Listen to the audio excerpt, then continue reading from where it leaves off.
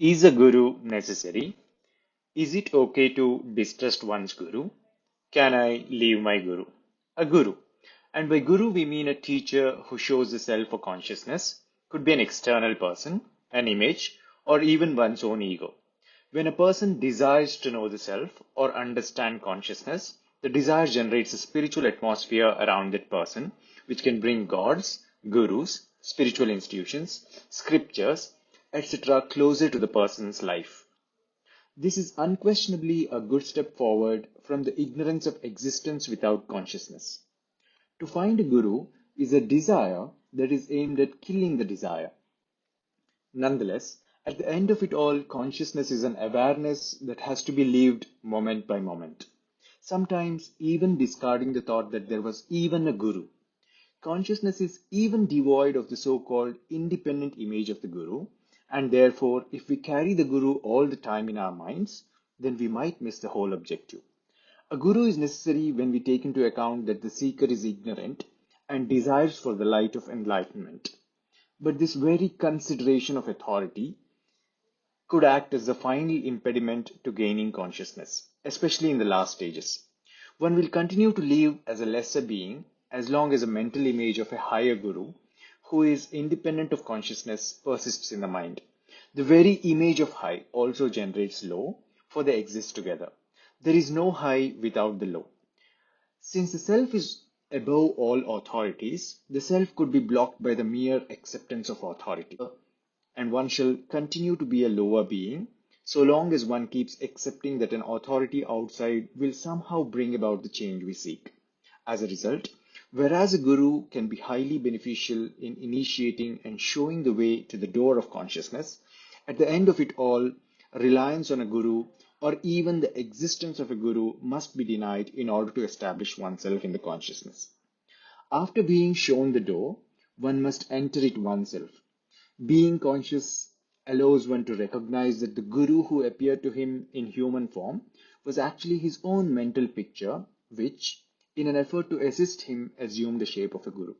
The source of guru, God, the scriptures, and spiritual instructions is not somewhere outside, but within one's own consciousness. Another significant aspect of the guru is the amount of trust we place in him. Let us find out the origins of a guru. The search for truth, to be conscious, to be, leads to the appearance of a guru. Repeating what was said earlier, the image that we hold of the guru within our consciousness appears as an external physical guru, just like the image of a movie creates characters on the screen when played out. Consciousness itself appears as the guru. Now, if we sully this image in our minds by distrusting the guru, and then we blame the guru for being evil because of how he appears to us in his true form, as a result of the sullied image in our minds, then who is to be blamed? As a result, it is always advised that once a guru is accepted, the person should be trusted. Indeed, there are exceptions to this. If the image of guru is completely ruined in one's mind and there is no turning back, it may be necessary to leave the scene of the ruined image. However, if one had completely ruined one's accepted guru's image, one may assume that one would have fewer things to be proud of. It is once again important to understand that guru is not an external agency, but rather an image in our own consciousness that helps us to find our way out of misery. As a result, the image might have better and quicker impact the more we trust it. It has been pointed out that some gurus simply sit in silence and the follower enters the self in their mere presence. This is accurate. However, because the follower made the decision to entirely surrender, such a guru emerges and shows him the door. Even in the case that such a guru appeared, not all followers were immediately exalted to the self. And this was because some of the followers were unable to fully absorb the light coming from the guru. The only ones who reached the self were those who entirely surrendered from within. So who exactly needs to entirely surrender? It's the follower. At the final door, the initiative to completely surrender should come from within oneself. An external guru can only be an aid. Therefore, again, it can be concluded that an external guru can only point to the door. The choice to fully submit must arise from inside the follower. Even if there is such a guru, whose mere presence alone may be sufficient.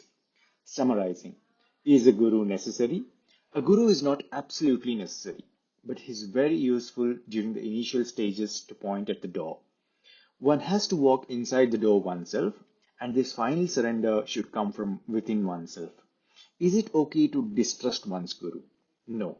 Can I leave my guru? Yes, under exceptional circumstances.